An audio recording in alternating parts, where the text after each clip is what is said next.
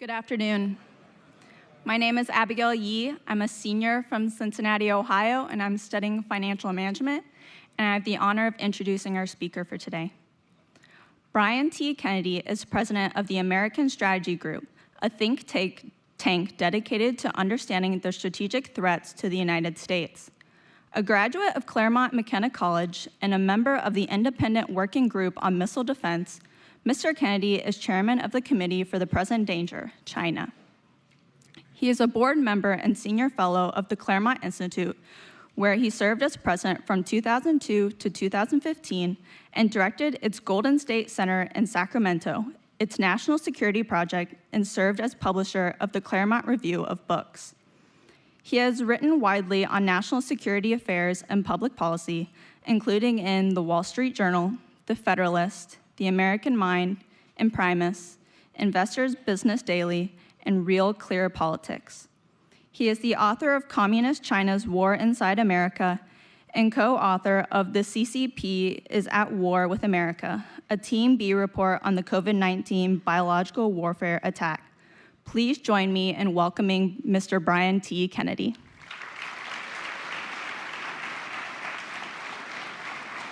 Thank you very much.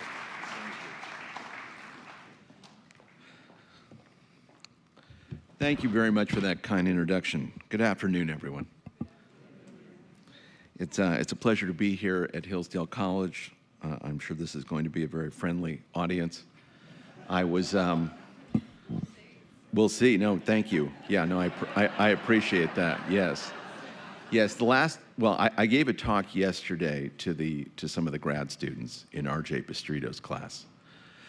But before that, 2 weeks ago, the last audience I was in front of was a grand jury in Washington, D.C.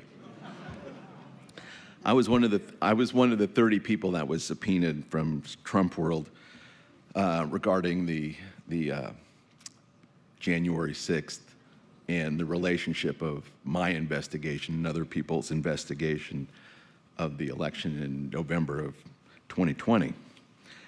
So I spent 6.5 hours in front of a grand jury talking to them about how I thought China had helped steal the election in 2020.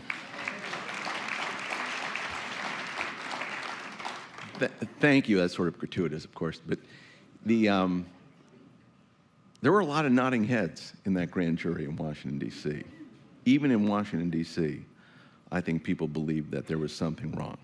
So after the first 3.5 hours, I thought, I can do this all day, because all I was doing was talking about communist China and what I thought was a problem. Well, it is a great pleasure to be back at Hillsdale College. Someone asked me earlier in the week where I was going, and I said I was going to the finest university in America to give a talk.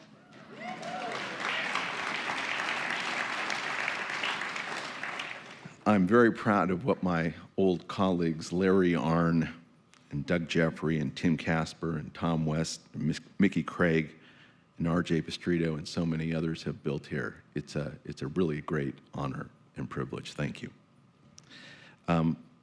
Before I begin my talk, I would like to make a point that I think needs to be made. I think you know this, but we're living in very strange times. It's often very difficult to understand such times. The human eye may look for anomalies, but the human brain looks for which is regular and predictable. It wants to reject anomalies and prefer instead normalcy. This is one reason that the term conspiracy theory can gain such traction. In the early days of the COVID pandemic, it was said that it might have come from the Wuhan Institute of Virology. No, that was just a conspiracy theory, it was said. That can't be true. This is heard a lot these days to the point where it really is the go-to meme on MSNBC or CNN or any of the mainstream media. When they don't like what is being said, it's a conspiracy theory, whether it's COVID, the vaccine, election fraud, or anything that deviates from the accepted narrative. When you examine everything that's going on today, you can't quite make sense of what is going on. You need to ask yourself the simple question, why is this happening? What's going on here? Is this all a series of random events, or is there order, planning, and high government policy at work? Robert Kennedy mentioned the other night the Event 201 project, the so-called tabletop experiment on how to deal with the coronavirus pandemic. That included very important people from within the government and outside the government. Avril Haines was there. She's today the Director of National Intelligence in the Biden administration. She just happened to be there. Christopher Elias from the Bill and Melinda Gates Foundation just happened to be there. George Gao from the Chinese CDC, representatives from the World Economic Forum and the like. People who'd be influential in the media. Now, this isn't random. This is policy at work, strategy at work. People mean to do these things for a reason. There's something going on. And as much as I enjoyed the lectures by Robert Kennedy and Naomi Wolf, and I agree with everything that was said by them, I just want to remind us once again, these are not mainstream views, nowhere close to it. It's not going to be accepted very far outside this room, unfortunately. Nor will anything I have to say be very mainstream, no matter how much people are waking up to the threat from Communist China. Much work needs to be done, and I am most grateful that Hillsdale College is at the forefront of presenting these ideas to a candid world. As chairman of the Committee on the Present Danger China, which I founded with Steve Bannon and Frank Gaffney in 2019, I have the pleasure of working with a group of scholars, writers, intellectuals, former military and intelligence officials, academic, policy analysts, and the like to understand what Communist China is trying to do to destroy the United States. Much of what I have to say today will be the product of 4 years of work by the committee to try to understand the machinations of Communist China and our own government, which has seemingly become very malleable and subject to manipulation by the CCP.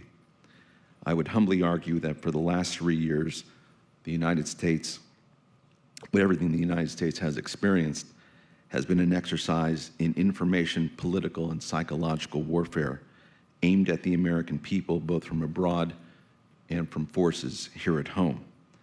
This includes a biowarfare attack against the United States, although it was treated even today as something else. And that really is the purpose of my talk, to see if we can understand that. Specifically, I'd like to discuss the Chinese Communist Party and its interplay with Big Pharma. Now, I'd like to do 3 things this afternoon. First, I'd like to describe the strategic objectives of the Chinese Communist Party. Second, I'd like to discuss Big Pharma and how it has failed the American people. And finally, I'd like to discuss how I think both of these entities are working to destroy the United States and the free world. First, the CCP. It has a single goal: the control of the earth and all the peoples of it. 3 things should inform how we deal with and think about the Chinese Communist Party. And here we are trying to understand the Chinese Communist Party as they understand themselves. The first is that they have declared a people's war against the United States, a people's war. They declared this in May of 2019 against the United States. This was published in the People's Daily, which is a media arm of the CCP. It was a signal to the people of China that an unconventional war would be waged against the United States and that they should prepare themselves for war. So it was first a message to the Chinese people themselves. The reason for this people's war was that the United States had the temerity to try to enforce some kind of ban, some kind of mechanism to stop Communist China, the People's Liberation Army, the industrial espionage units within it, and private cyber thieves within Communist China from stealing about $500 billion a year in intellectual property from the United States. That's $5 trillion over a decade, the Trump administration had said. So because we had the temerity to ask them to quit stealing $5 trillion of our intellectual property, they declared a people's war on us. That's how they think of us, that whatever we have belongs to them. And I'd also say that people's war was not just about money. it was also about political control. They believed they had control of the United States before Donald Trump and the MAGA movement. They had captured the elites in the West. They thought they had bought them off. Major media figures like Rupert Murdoch were sympathetic to them. The masters of the universe on Wall Street, like Larry Fink at BlackRock or Steven Schwarzman at Blackstone, were all making billions of dollars doing business in communist China.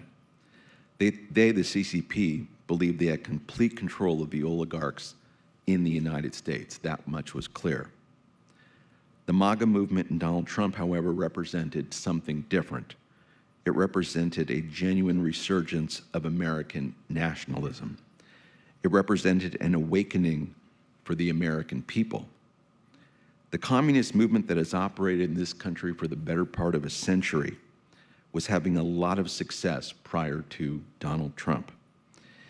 If the primary goal of communism or a communist revolution is to first demoralize the American people, which is an absolute requirement for a communist revolution, demoralization, Donald Trump represented a remoralization of the American people that from the Chinese communist point of view could not be tolerated. The United States is the most powerful nation of the Judeo-Christian West. With Donald Trump as president, the principles of human freedom and the great traditions of the Christian West were being reborn. For that reason, the Chinese Communist Party must have believed that it must be destroyed, or at minimum, Donald Trump needed to be destroyed politically. Within 6 months of their declaration of a people's war, the COVID-19 virus was spreading throughout the world. And it matters little whether it was intentionally leaked from a lab or not. What is clear is that they allowed it to spread throughout the world, knowing the harm it would cause. And just as a practical matter, even if it were an intentional attack, in war, deception matters. And even an intentional attack would require that it look like an accident, as I'll discuss a little later. But it was always going to be presented as the possibility of a lab leak. Now, again, regardless, COVID-19 was used as a bioweapon against the United States, which leads me to the second point in this section. When you're trying to understand communist China, you really need to understand their belief in unrestricted warfare. There was a famous book by two colonels in 1999. They were colonels, of course, of the People's Liberation Army, and they wrote a book called Unrestricted Warfare. And it's been a popular document that I and my colleagues on the Committee on the Danger point to, because it's one of the ways to understand China and how they think about policy and statecraft. In the book, the two colonels believe that war between China and the United States is inevitable. And the PRC, they believe, must be prepared, if they are to win, to engage in whatever means are necessary to achieve this. And they say the variable means to achieve this victory include the use of economic warfare, cyber warfare, information warfare, political warfare. They use this phrase, terrorism, biowarfare, and the like. They write that, they tell the world this in 1999. Wars, as we know, are fought on battlefields, on the seas, but yes, today they are also fought online, in the media, in boardrooms, in classrooms, and in laboratories. Their purpose in writing this document, which was very well known in China and outside of China, was to lay down a marker with US policymakers that nothing was going to be out of bounds when it comes to how the PRC viewed the United States. They wanted to make sure the PRC was capable of waging war and that they were committed doing so whenever and wherever it took. So for all the commerce we in the United States may engage in with the PRC, we ought to have no illusions that they see themselves as our enemy, and an enemy that they are allowed to do anything they want to because, after all, from their point of view, they're in a war with us. This leads me to the third part of my section on the Chinese Communist Party, And that's work that's been extensively done by my colleague on the Committee on the Present Danger, J.R. Nyquist. And he's really done extensive work in promoting a secret speech that was given in 2003. And it deals with what the Chinese communists think of as the problem of America. And it was articulated in this speech by the Chinese Defense Minister, General Shi Ho-shin. He gave it to members of the Politburo, and I'm going to focus a bit on it today because I think it is one of the most underappreciated documents that our intelligence community has and does not highlight. And I think you'll see where I'm going with this as I lay this out. He's talking to the people within the Politburo who are going to be planning out the future of Chinese strategy. And he's taking a long-term view the way the Chinese typically do. As he's laying out the problems for them to deal with, he is referencing Nazi Germany first in World War II, of course. He says about Nazi Germany, the following are the fundamental causes of their defeat, the Nazis. First, they had too many enemies all at once, as they did not adhere to the principles of eliminating enemies one at a time. Second, they were too impetuous, lacking the patience and perseverance required for great accomplishments. Third, when the time came for them to be ruthless, they turned out to be too soft, therefore leaving troubles that resurfaced later on.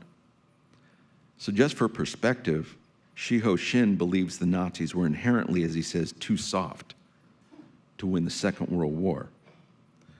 So he lays out what ought to have been their strategy. He says, let's presume that back when Germany and Japan had been able to keep the United States neutral and had fought a protracted war step by step on the Soviet front, if they'd adopted this approach, gained some time to advance their research, eventually succeeded in obtaining the technology of nuclear weapons and missiles, and launched surprise attacks against the United States and the Soviet Union using them, then the United States and the Soviet Union would not have been able to defend themselves and would have had to surrender.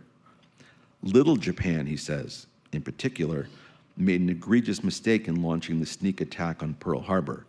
This attack did not hit the vital parts of the United States.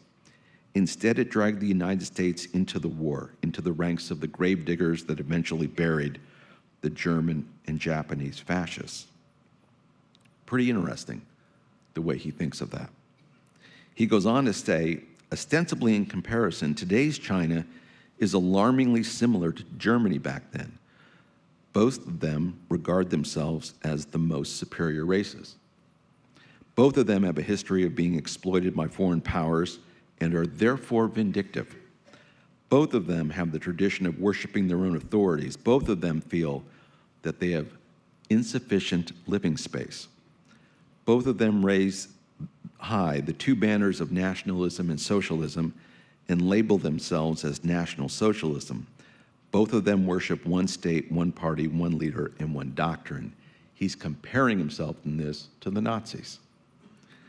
So bear with me here because he really is trying to make an argument to the Politburo about how they need to think about their strategic future. He goes, first is the issue of living space. This is the biggest focus on the revitalization of the Chinese race. He basically then starts complaining that they don't have enough land in which to live. China, big country, but with a big population. He starts complaining about how they've polluted communist China. This is 2003. They've polluted communist China to the point where it's unlivable. He says, anybody who has been to Western countries know that their living space is much better than ours. They have forests along the highways, while we hardly have any trees by our streets. Their sky is often blue with white clouds, while our sky is covered by a layer of dark haze. Their tap water is clean enough for drinking, while even our groundwater is so polluted that it can't be drunk without filtering.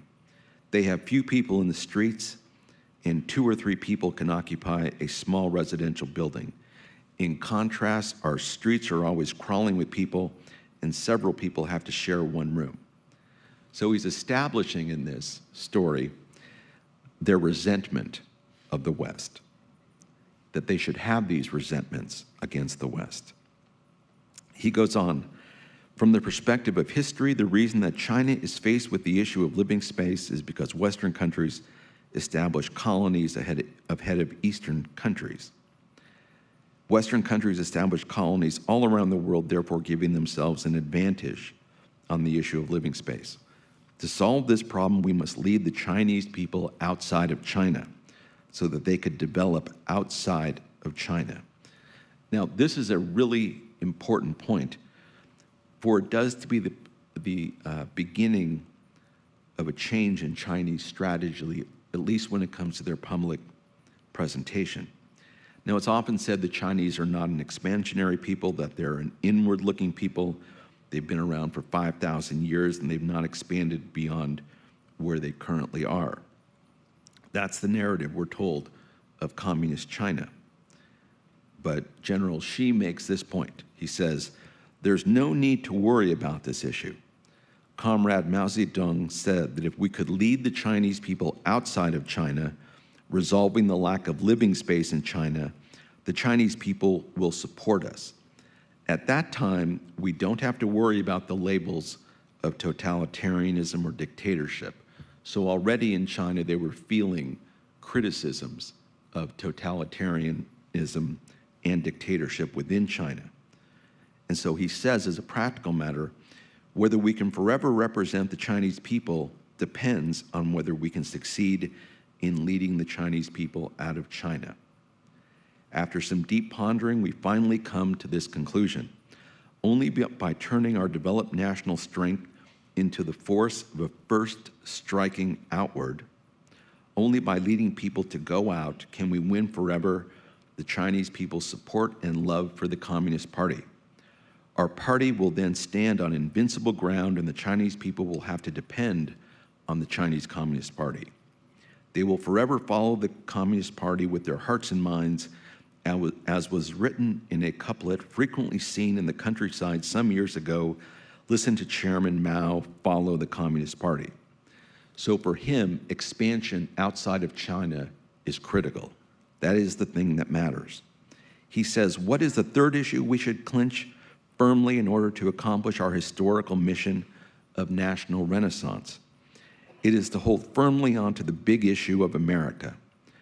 The renaissance of China is in fundamental conflict with Western strategic interest, and therefore will inevitably be obstructed by the Western countries doing everything they can. So only by breaking the blockade formed by the Western countries, headed by the United States, can China grow and move forward. And so it is clear that he says our future strategy is against the United States. We need living space. They have it. So he says, therefore, solving the issue of America is key to solving all other issues. First, this makes it possible for us to have many people migrate there and even establish another China, he says, under the same leadership of the CCP. He says, America was originally discovered by the ancestors of the yellow race. He says, we, the descendants of the Chinese nation, are entitled to the possession of this land. It is said that the residents of the yellow race have a very low social status in the United States. We need to liberate them. Second, after solving the issue of America, the Western countries of Europe would bow to us, not to mention Taiwan, Japan, and other small countries. Therefore, he says, solving the issue of America is the mission assigned to the CCP members by history. Now, there is something very powerful in that formulation. The idea that he thinks that America is theirs, and that there are people here, Chinese people here, that need to be liberated, should be of great concern to all of us. Now he says, this is almost the end, only by using special means to clean up America will we be able to lead the Chinese people there. This is the only choice left for us. This is not a matter of whether we are whether we are willing to do it or not. What kind of special means is there available for us to clean up America? He says conventional weapons such as fighters, cannons, missiles, and battleships won't do. Neither will highly destructive weapons such as nuclear weapons. We are not as foolish as to want to perish together with America by using nuclear weapons, despite the fact that we have been exclaiming that we will have the Taiwan issue resolved at whatever cost. Only by using non-destructive weapons that kill many people will we be able to reserve America for ourselves. There has been rapid development of modern biological technology, and new bioweapons have been invented one after another. Of course, we have not been idle. In the past years, we have seized the opportunity to master weapons of this kind. We are capable of achieving our purpose of cleaning up America all of a sudden. When Comrade Xiaoping was still with us, the party central committee had the perspicacity to make the right decision not to develop aircraft carrier groups and focus instead on developing lethal weapons that can eliminate mass population of the enemy country. So the point is, he's going to use biological weapons against us. He says, biological weapons are unprecedented in their ruthlessness, but if the Americans do not die, then the Chinese have to die. If the Chinese people are strapped to the present land, meaning if they're stuck in China, a total societal collapse is bound to take place. According to the computation of the author of Yellow Peril, more than half of the Chinese will die. He lays out how many of them are going to die. He thinks, 800 million are going to die. So he says, we must prepare ourselves for two scenarios. If our biological weapons succeed in the surprise attack, the Chinese people will be able to keep their losses at minimum in the fight against the United States. If, however, the attack fails and triggers a nuclear reaction from the United States, China would perhaps suffer a catastrophe in which more than half of its population would perish. This is why we need to be ready with air defense systems for our big and medium-sized cities. Whatever the case may be, we can only move forward fearlessly for the sake of our party and state and our nation's future, regardless of the hardships we have to face and the sacrifices we have to make. It is indeed brutal to kill 100 or 200 million Americans, he says. But that is the only path that will secure a Chinese century in which the CCP leads the world. We as revolutionary humanitarians do not want death. But if history confronts us with a choice between the deaths of Chinese and those of Americans, we have to pick the latter. As for us, it is more important to safeguard the lives of the Chinese people and the life of our party. That is because, after all, we are Chinese and members of the CCP. Since the day we joined the CCP, the party, life, has always been above all else. History will prove that we made the right choice. Now, that is a powerful, powerful formulation of how they think of themselves.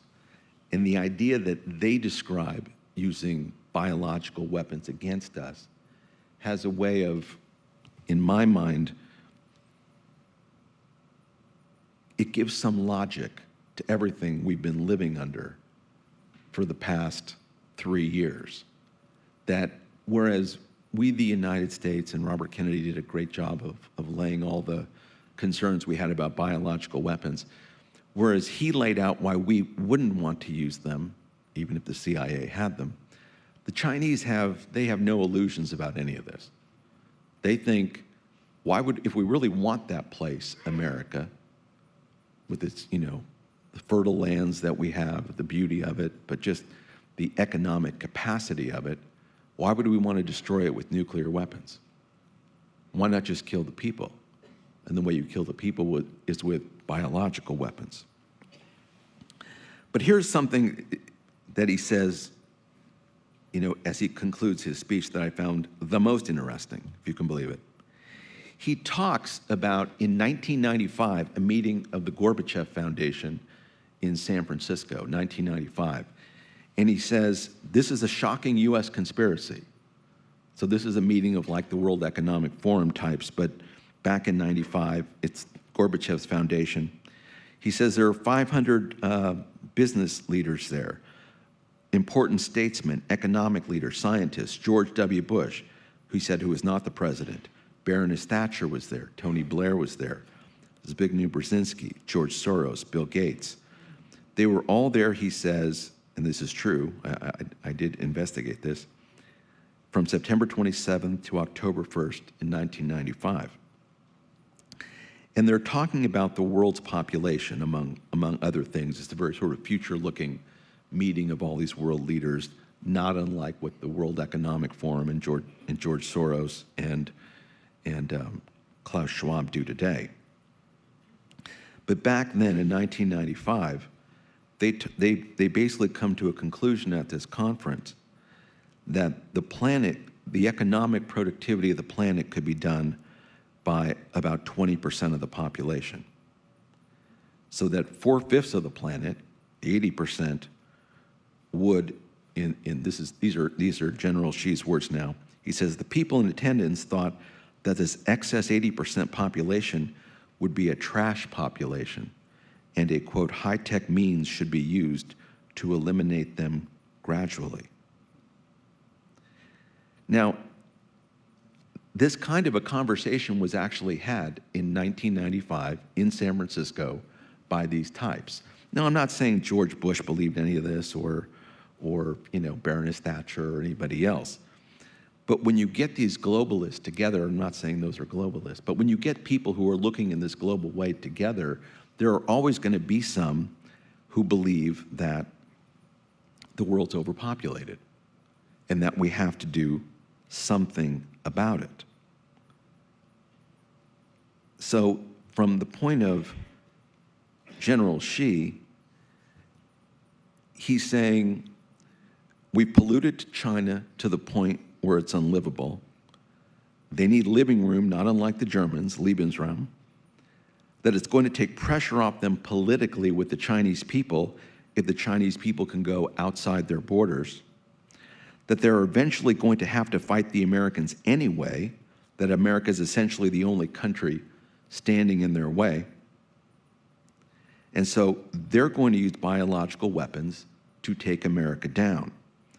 And he's saying these globalist powers in that meeting in San Francisco 8 years previous were conspiring back then to eradicate the world's population anyway. And so the CCP ought to act first. Now, this is not an unknown speech among the American intelligence community. It's not subscribed to because if you subscribe to this, what I just said, you have to do something about communist China. You have to take that seriously. And so much easier not to take it seriously. Just as a closing note on General Xi, this guy was not a marginal character. He was responsible for organizing how to deal with Tiananmen Square in 1989. He organized that, which was one of the most sophisticated exercises in political suppression in the history of mankind. He would be sent to Washington after that. He was promoted after Tiananmen Square. He would go to Washington all the time and give military talks, military to military talks. So our military knows him well.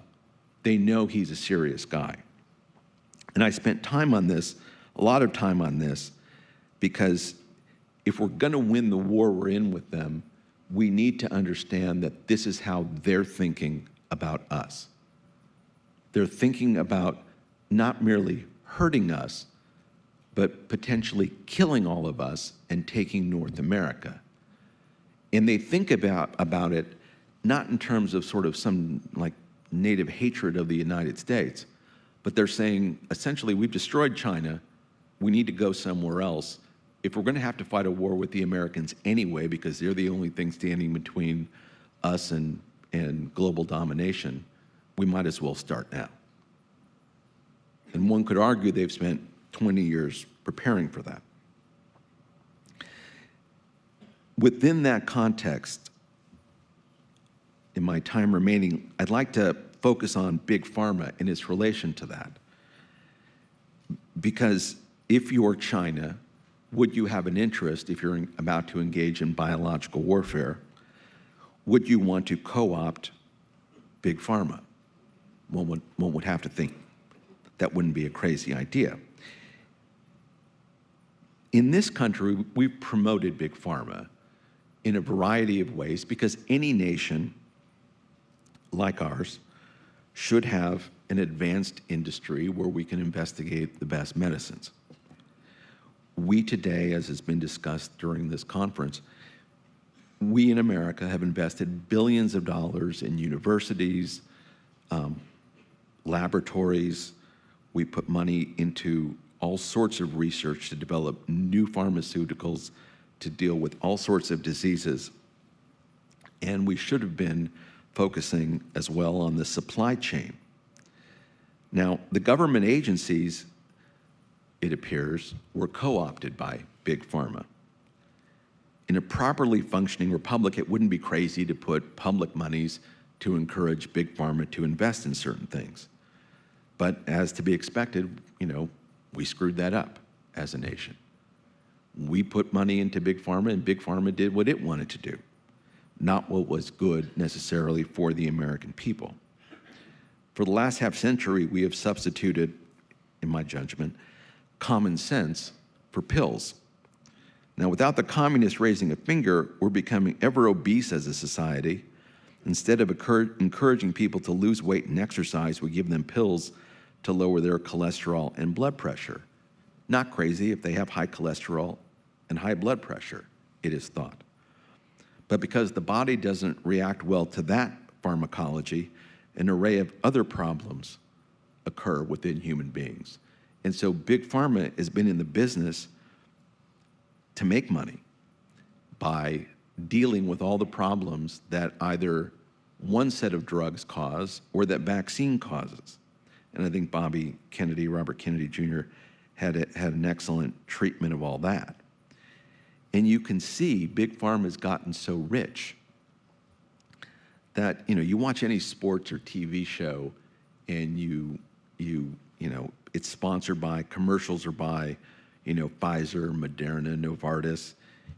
I especially like the ones where, they're talking about, fixing, you have a pain in your lower back and they can give you something and they start listing off all the side effects that include, a variety of things, including, and my favorite always is suicidal tendencies, right? Your lower back's gonna feel great, but you may have these suicidal tendencies. But you almost think these are such obscure drugs. What is the point of advertising for them? And then you realize maybe they're not really advertising to fix the problem, but to control the networks. Because they're advertising things that they can't be making that much money on.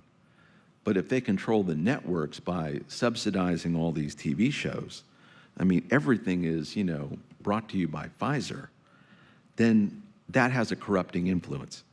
So Big Pharma, using our tax dollars, have created drugs that have made them a lot of money, that have not made us healthier. I think one of the speakers earlier in the week highlighted some of this. And it's a national tragedy that we haven't woken up to this before now. Now, if that wasn't bad enough, though, one of the members of our Committee on the Present Danger China is Rosemary Gibson. She's one of the founding members. And she wrote a book called China RX. So not only have we done all this with Big Pharma, we've exported much of the production of this now to communist China so that they can make all the money. The upshot of her scholarship was that in ever greater pursuit of profits, America's pharmaceutical industry has exported both the manufacture of pharmaceuticals and the active pharmaceutical ingredients from which the drugs are made. And a substantial amount of the research now, Pfizer makes deals with, not merely Fosun Pharma, but other laboratories in communist China to do all the research on this.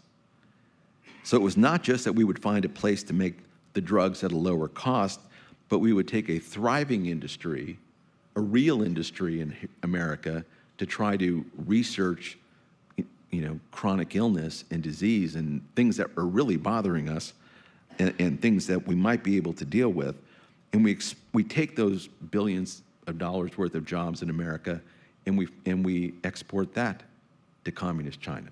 We offshore that as well. So I'm not even saying we should be taking these drugs, but if we are going to make these drugs, we should at least make them in the United States. And the crazier part to all this, I don't want to run out of time here. The crazier part of all this is that the Chinese want to be the world's pharmacy, they say. Their strategy is to be openly the world's pharmacy. So they not only want to produce the drugs, they want to produce the active pharmaceutical ingredients. They want the money for the research to investigate all these things. So when Anthony Fauci goes and has the Wuhan Institute of Virology through Eco Health Alliance, do what appears to be gain of function research, this is just how the world works here. Just how the world works. We're just going to let China do all this for us. Apparently, there are jobs Americans just won't do, which is research and manufacturing, all of which is crazy. If there's a piece of good news of highlighting all this, the Trump administration did take this seriously. Before 2018, there was literally no one in the U.S. government responsible for knowing where our pharmaceuticals were being manufactured. They knew they were being manufactured all throughout the world. It was no one's job to really track that, as if they were kind of indifferent to the fact that now 80% of the active pharmaceutical ingredients are made in communist China. And in 2019, the Trump administration took these facts very seriously, to where now both the DOD and the FDA have to report to Congress on the status of certain medicines here. We still have not brought back on shore to the United States the production of these active pharmaceutical ingredients. It turns out once you close down these factories, it's very hard to open them back up. But it is my sincere hope, should be all of our sincere hope, that we do that quickly, because as one Chinese official said, after in 2020, there was a lot of criticism of the Wuhan Institute of Virology and the idea that it was an intentional attack. One of the Chinese members of the Politburo said that they were going to start denying us, made a threat, he was going to start denying us, they were going to start denying us the active pharmaceutical ingredients. And he said, quote, "We would be drowned in a sea of coronavirus." So let me just say, wrapping up here, the issue of the vaccines is something we really need to get to the bottom of in this new Congress.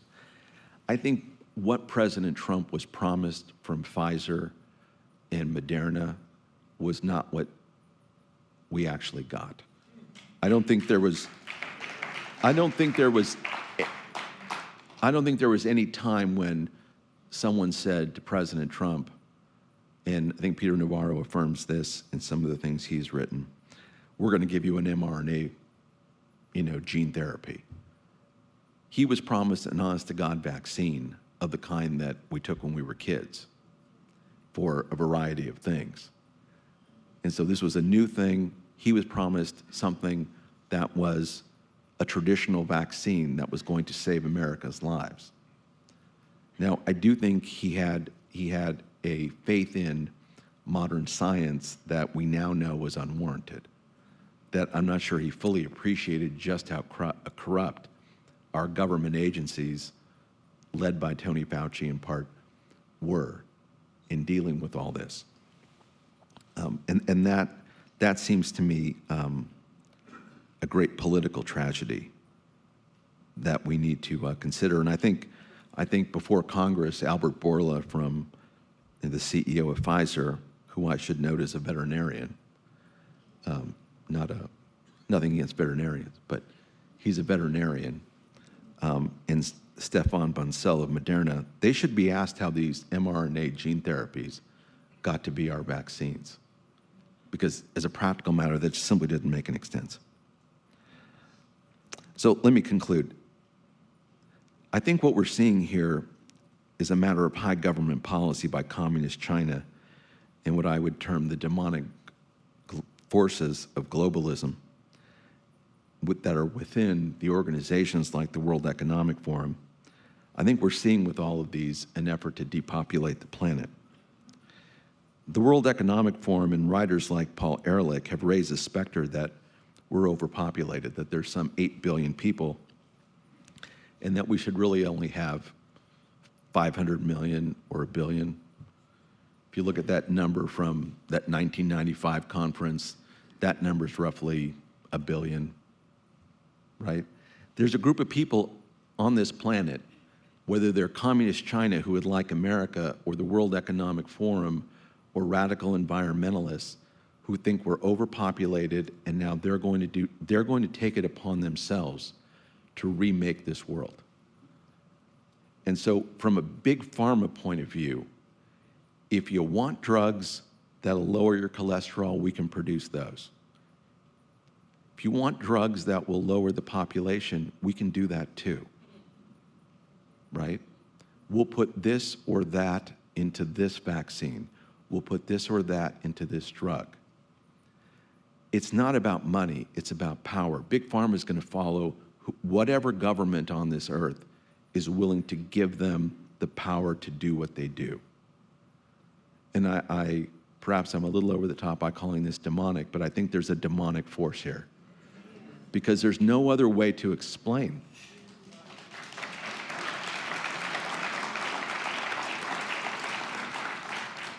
There's no other way to explain, either Big Pharma is grossly incompetent or they're malicious and evil. It certainly is that. And let me say, Xi Jinping said the virus is a demon and we cannot let this demon hide. Indeed, he wanted it to go all over the world. Now, whether he's carrying out the strategic design of Xiaoxin or not is another matter, but suffice it to say that the Chinese Communist Party has carried out a bioweapon attack against the United States with near impunity. The communist Chinese point of view, I understand. They're a great nation with strategic interests. They care about the well-being, first and foremost, of the Chinese Communist Party. They have 90 million members. They don't care about the Chinese people. They care about those 90 million. There's only one nation that stands between us and global domination. We in this room who care about human freedom must rally our countrymen to understand the threats before us. We must remoralize our people and be children of light in the darkness that surrounds us. The cause of freedom has never been more in danger. Let us commit ourselves like never before to its defense. Thank you.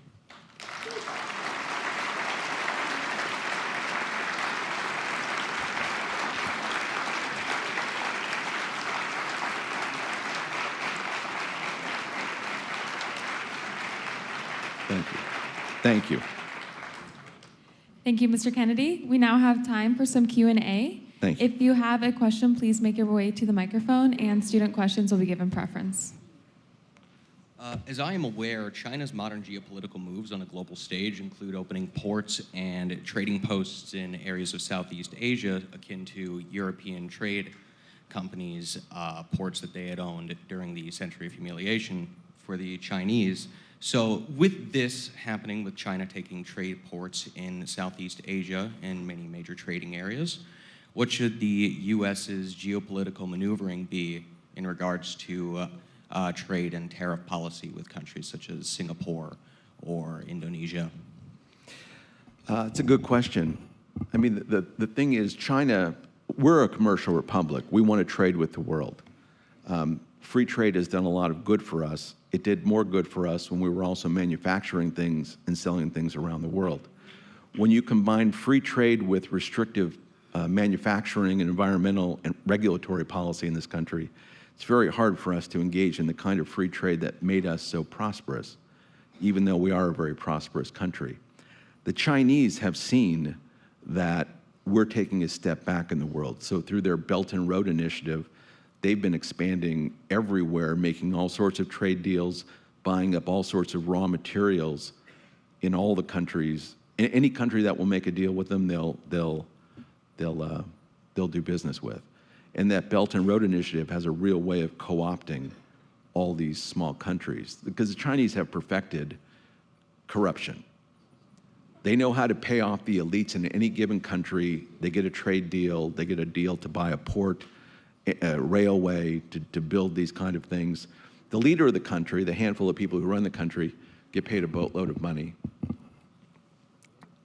The Chinese get the contract, the Chinese become rich, the leaders of the country become rich, and the people within those countries become exploited, and their raw materials taken from them.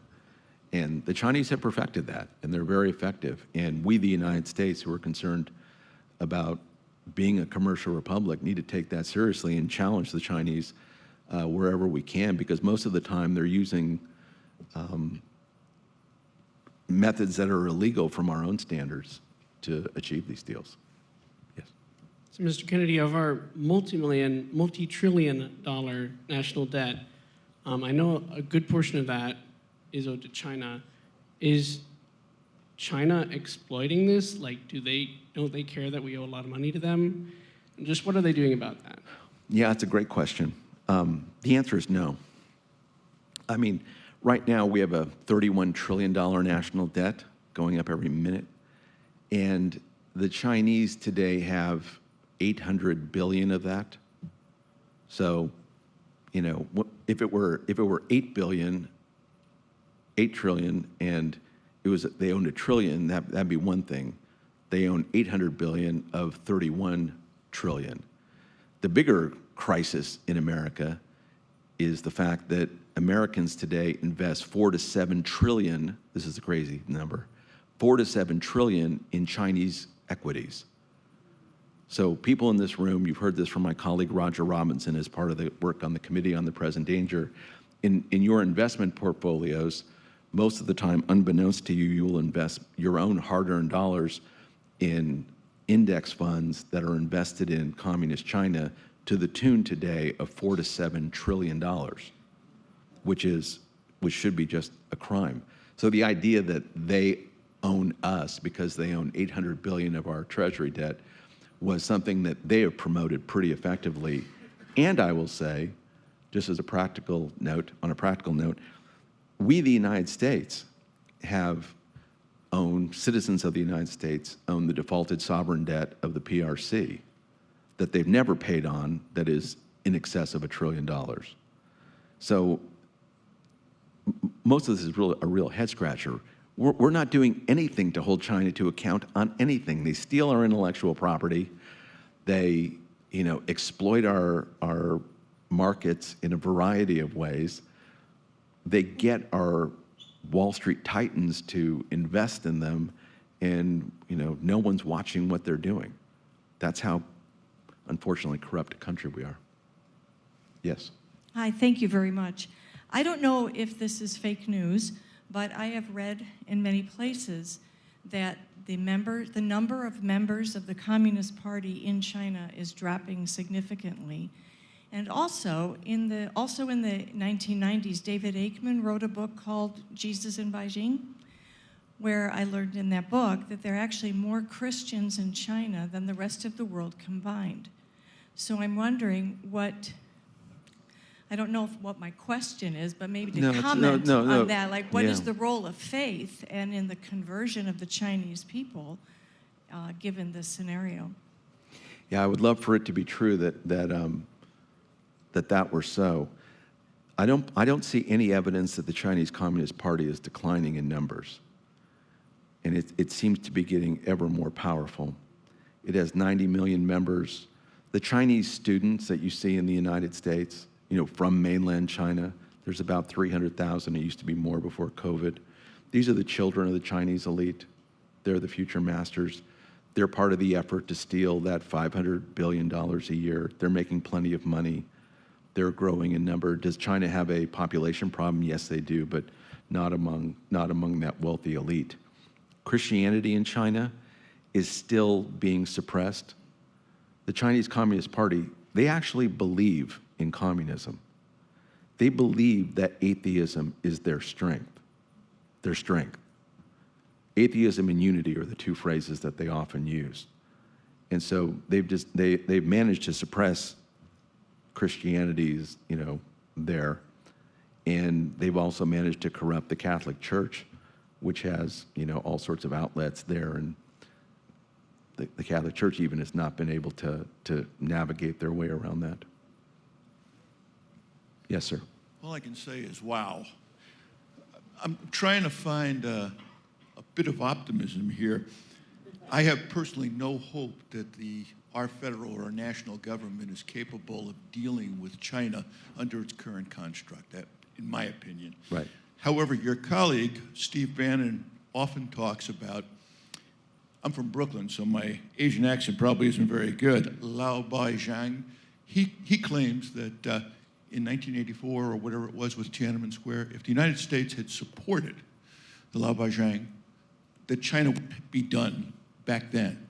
Is there a chance that the Chinese people have not voted yet, and there's a chance that they could be a strategic benefit to the world?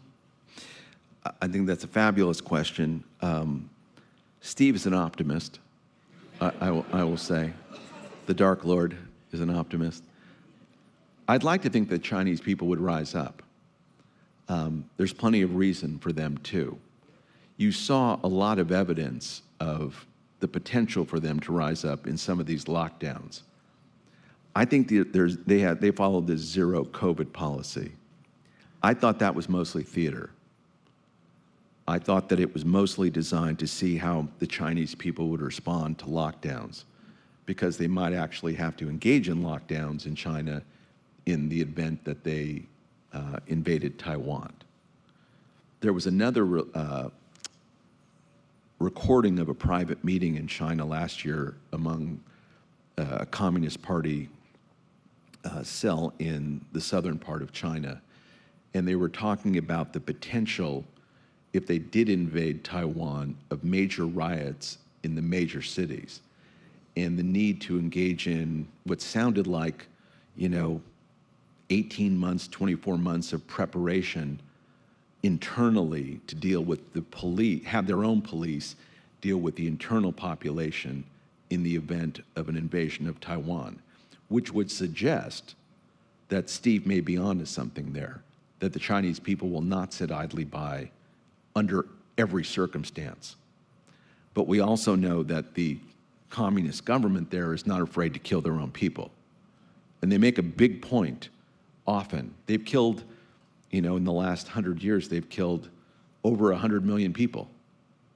So they're not afraid to kill their own people. And I think, because the General Xi's speech was long enough as it was, but he says at one point that what about all the people, all the Chinese within the United States that we're going to have to kill as well? And he basically says, we've done it before, we'll do it. Essentially, we've done it before, we'll do it again. If we want to save all these other people in communist China, we're going to have to kill the Chinese that are in America too. So he doesn't. They don't really seem to care about that. It's those 90 million members of the Chinese Communist Party.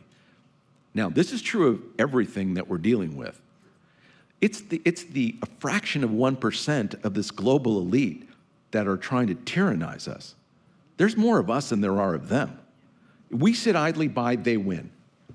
We can't let that be the case, whether it's here or in communist China. I'm not sure what we can do to help liberate the communist Chinese, or the Chinese people from the party.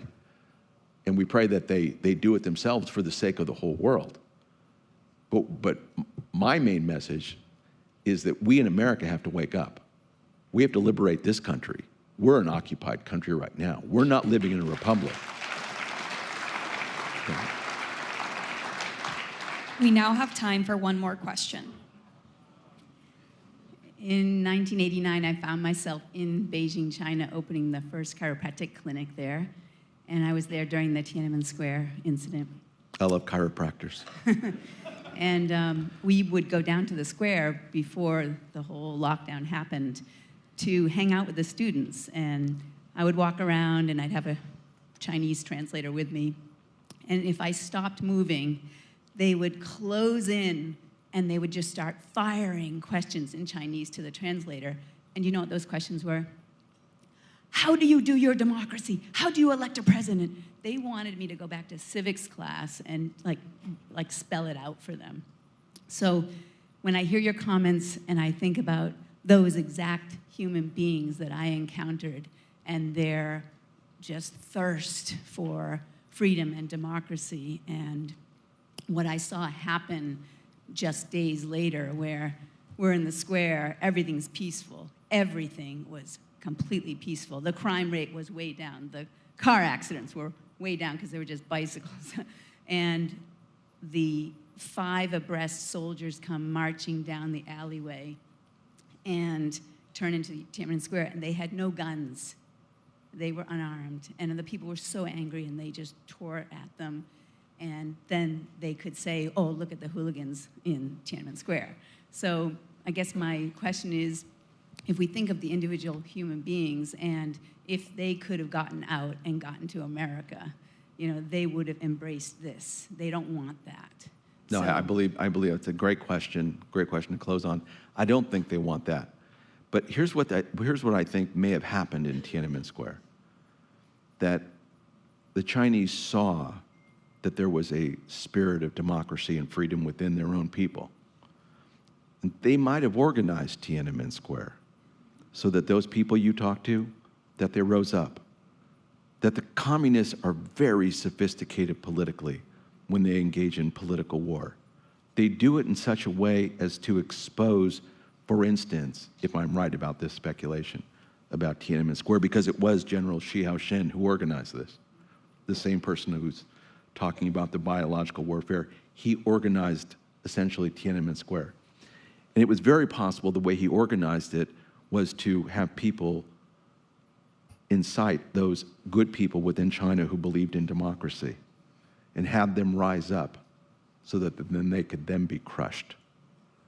That's how they think. They don't think like us. Whatever way we think politically and engaging in politics and rhetoric and discourse, they don't think that way. They are absolutely ruthless. They mean to be masters of the earth. If something is going to stand in their way, they crush it. And yes, the Chinese people can stand up. And I think the best thing for the Chinese people today is if the American people stand up. If we get a free country here, China can be free. If we don't, they don't. Thank you.